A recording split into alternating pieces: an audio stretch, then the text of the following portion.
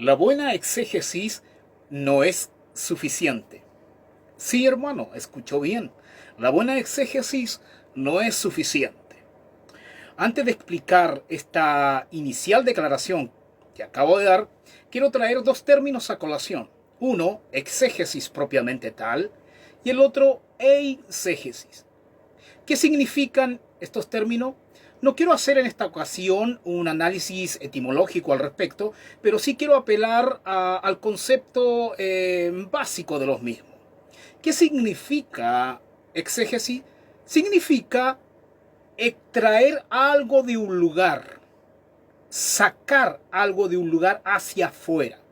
Eso es el significado básico de exégesis.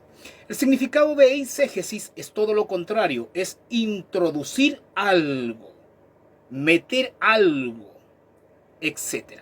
Ahora, teniendo claro los dos conceptos, debo decir que todo estudioso serio de la Biblia tiene como objetivo practicar exégesis, es decir, cuando va a la Biblia y estudia un determinado pasaje, lo que busca es el sentido original del autor, es decir, sacar el significado de la escritura hacia afuera.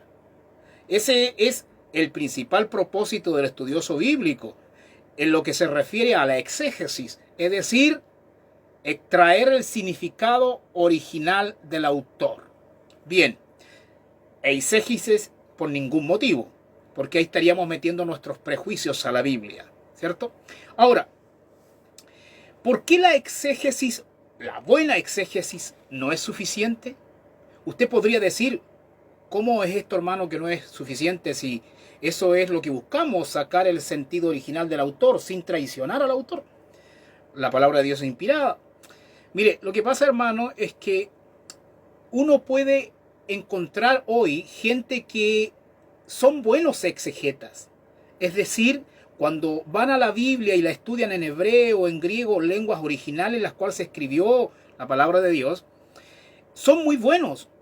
Son muy buenos exegetas en ese sentido, hacen un análisis correcto al interpretar la escritura, hacen análisis histórico, gramático, lingüístico, literario, etc. Hacen un muy buen trabajo al respecto en su labor interpretativa. Hacen buena exégesis, es decir, no traicionan el sentido original del autor.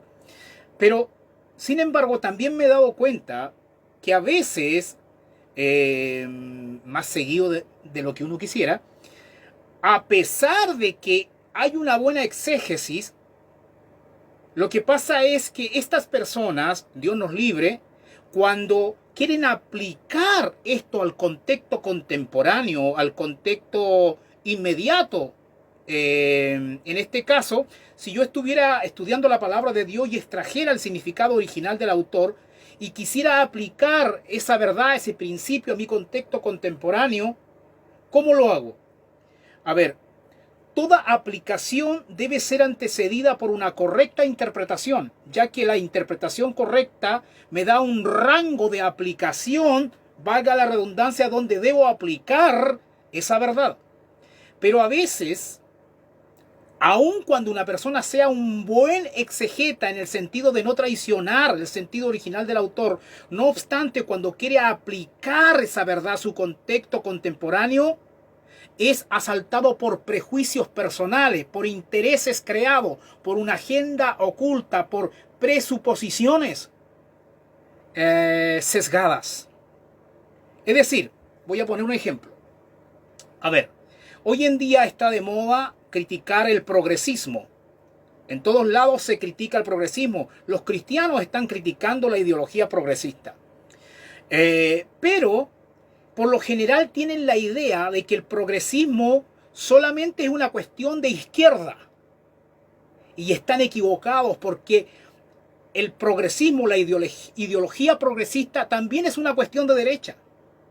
Entonces, cuando usan la palabra de Dios y extraen principios bíblicos y quieren atacar o esgrimir la palabra de Dios contra la ideología progresista contemporánea, solamente atacan a la izquierda, atacan a la izquierda, atacan a la izquierda. Es decir, tienen una lectura prejuiciada de su contexto inmediato contemporáneo.